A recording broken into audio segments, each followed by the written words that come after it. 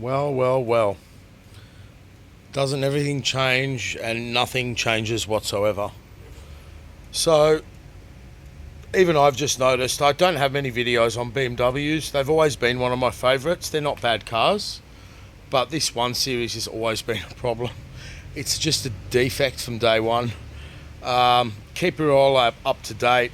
The VANOS controls get stuck here, which we've had for many years with BMW on the E90, E46, and on it goes.